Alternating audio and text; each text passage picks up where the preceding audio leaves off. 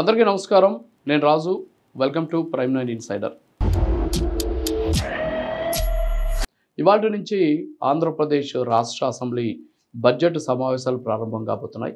ఈ బడ్జెట్ సమావేశాలకి మాజీ ముఖ్యమంత్రి అలాగే వైఎస్ఆర్ కాంగ్రెస్ పార్టీ అధినేత వైఎస్ జగన్మోహన్ రెడ్డి హాజరవుతారని చెప్పేసి ఆ పార్టీ అధికారికంగా ప్రకటించింది. ఇందులో ఆయన హాజరు కాబోతున్నారు.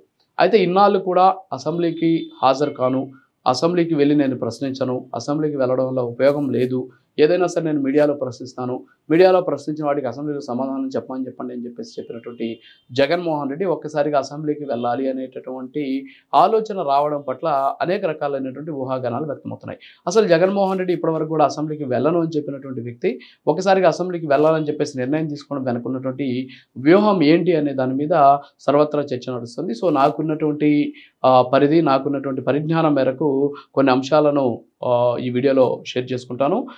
ఈ వీడియో కానీ మీకు నచ్చినట్లయితే ఖచ్చితంగా కామెంట్స్ రూపంలో మీకు సంబంధించినటువంటి సూచనలు చేస్తారని తెలియజేస్తూ, సో ఇందులో ముఖ్యంగా వ్యూహం ఒకటి, అంటే మొదటి వ్యూహం ఏంటి అంటే అసెంబ్లీకి వెళ్ళి అటెండెన్స్ వేసుకోవడం. ఎందుకంటే ఇటీవల కాలంలో స్పీకర్ అలాగే డిప్యూటీ స్పీకర్ ఇద్దరు కూడా జగన్మోహన్ రెడ్డి 60 రోజుల పాటుగానే అసెంబ్లీకి హాజరు కాకపోతే వరుసగా ఆయన మీద వేటేస్తామని చెప్పడం, కుంభమేళాకి వెళ్ళినటువంటి సందర్భంలో డిప్యూటీ స్పీకర్ అయినటువంటి రఘురామకృష్ణరాజు అక్కడ 3 మునకలేసి పులివెందులకి త్వరలో ఈ ఉప ఎన్నికలు రావాలని చెప్పేసి ఆయన చెప్పడం. సో వీటిని అన్నింటినీ కూడా పరిగణలోకి తీసుకుంటే ఎక్కడ తన మీద వేటు పడుతుందో, లేకపోతే అనర్హత భయం పట్టుకొని జగన్మోహన్ రెడ్డి వెళ్ళి ఎలాగూ వీళ్ళు బెదిరిస్తున్నారు కాబట్టి సో ఒకసారి అసెంబ్లీకి వెళ్ళి అక్కడ అటెండెన్స్ వేసుకుంటే, అంతేకాకుండా అక్కడ హాజరై వచ్చేస్తే సో ఆ ఇబ్బంది లేకుండా పోతుంది అనేటటువంటి వ్యూహంలో భాగంగా ఆయన అసెంబ్లీకి వెళ్ళేటటువంటి అవకాశాలు ఉన్నాయి.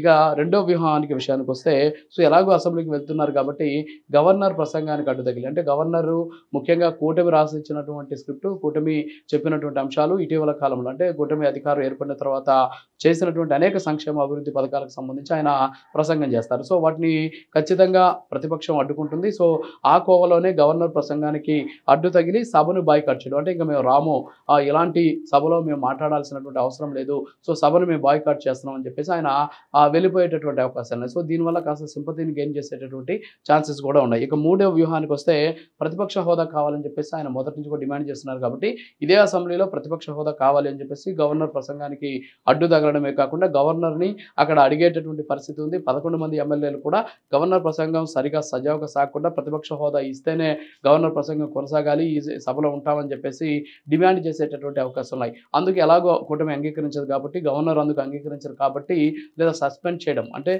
కూటమి అడ్డు తగిలితే, అంటే గవర్నర్ ప్రసంగానికి అడ్డు తగిలితే ఖచ్చితంగా ఎమ్మెల్యేలను స్పీకరు సస్పెండ్ చేస్తారు సభ నుంచి. సో కాబట్టి ఆ విధంగా సస్పెండ్ అయ్యాయినా సరే బయటికి రావడం, సో ఈ వ్యూహంతో అయ్యి ఉండవచ్చు. లేదా ఇంకా నాలుగో వ్యూహం వచ్చేసి సభకి వెళ్ళి సమయంతో ఉండి గవర్నర్ ప్రసంగాన్ని విని రేపు ధన్యవాద తీర్మానంలో పాల్గొని తర్వాత బడ్జెట్కి సంబంధించినటువంటి బడ్జెట్ ప్రవేశపెట్టిన తర్వాత ఆ అంశాలకు సంబంధించి మాకు మైక్ కావాలి అని చెప్పేసి చాలా సంయమనంగా కోరడం, సరైనటువంటి సమయం ఇవ్వట్లేదు అనేటటువంటి అంశాన్ని తెరపైకి తీసుకొచ్చి, సో మేము మొదటే చెప్పాను, నేను అందుకే అసెంబ్లీకి వెళ్ళనన్నాను, అక్కడ మైక్ ఇవ్వరు కాబట్టి, సో ఇప్పుడు నేను వెళ్ళాను అయినా సరే నాకు మైక్ ఇవ్వట్లేదు, సో ప్రజలందరూ కూడా దీన్ని గమనించాలి, నేను ఎందుకు అసెంబ్లీకి వెళ్ళలేదని చెప్పానో ఈ అంశాలన్నీ కూడా ప్రజలంతా కూడా గమనించాలి అనేటటువంటి అంశాన్ని లేవదీసి, సో మైక్ ఇవ్వట్లేదు, నేను అనుకున్నదే నిజమైంది, సో అందుకే నేను అసెంబ్లీకి వెళ్ళలేదు, కాబట్టి దీన్ని అందరూ కూడా అర్థం చేసుకోండి అని చెప్పేసి సింపతిని గెయిన్ చేసేటటువంటి వ్యూహం. సో ఈ 4 వ్యూహాలతోటి